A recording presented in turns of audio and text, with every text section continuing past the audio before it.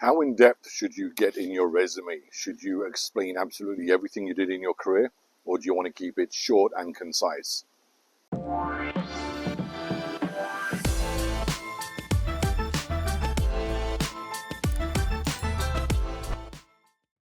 Hi, I'm John, and welcome back to my channel.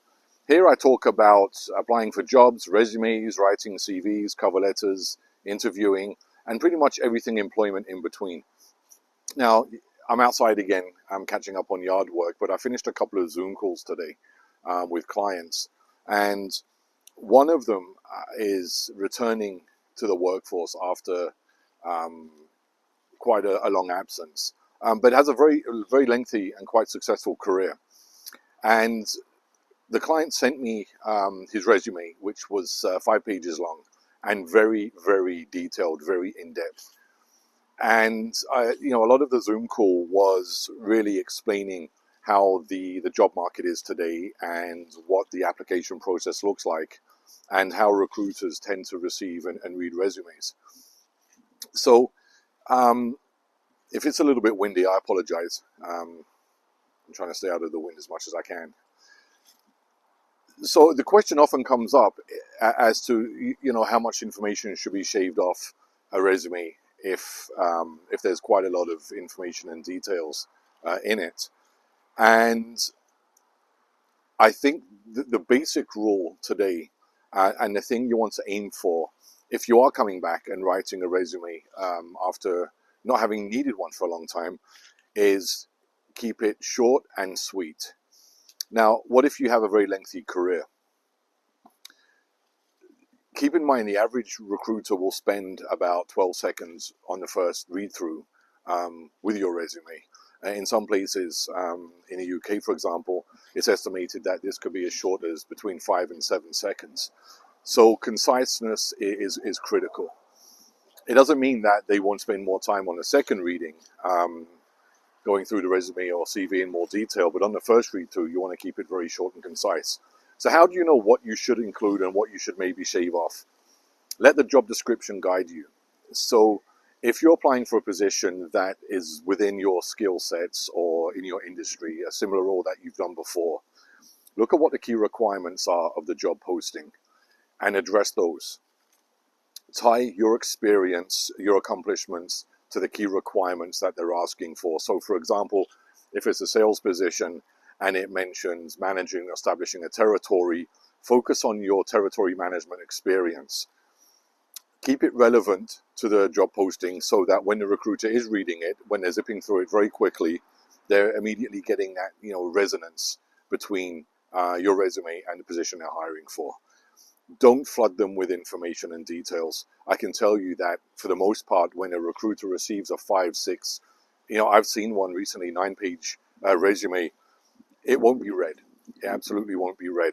They want to immediately see that you're a fit for the job, that you meet the requirements, and get a sense within the first couple of minutes as to whether or not they should give you a call.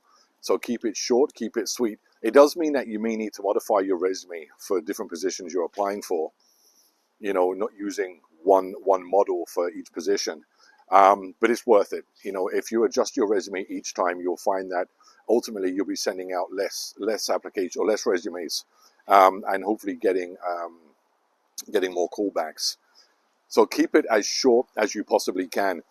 For each position, I really suggest no more than 5, perhaps 6 bullet points. You don't want, again, I've seen it, 15, 16 bullet points. It won't be read and you'll lose the interest of the reader. Keep it short, 5, 6 bullet points and you should be good. How far back should you go? If you have a lengthy background, focus on the last 10 to 12 years. Ultimately, that's what the reader will be most interested in.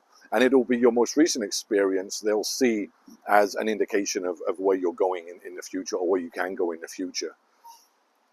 Don't flood them with stats and numbers. It's always good to quantify accomplishments, but having a number or a statistic on every single line eventually turns your resume into a laundry list of numbers.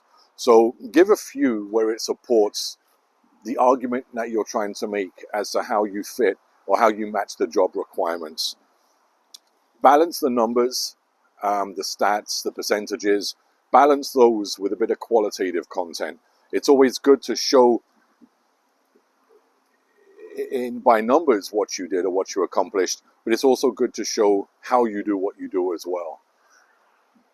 So no more than 2 pages. A lot of people say, oh, I've heard that a resume should only be 1 page.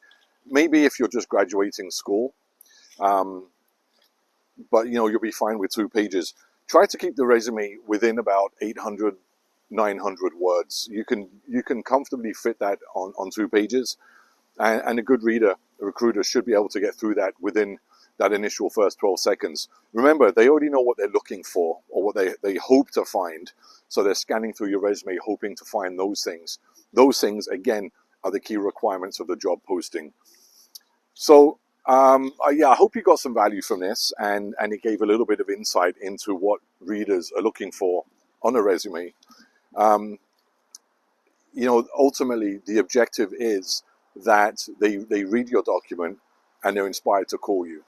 So always keep the job posting at the front of your mind when you're preparing your resume. No more than 2 pages. Nice little introduction, experience, education, and then some other points at the bottom, such as volunteer work, languages, etc. So yeah, I hope you got some value from this. If you did, I'd appreciate that thumbs up.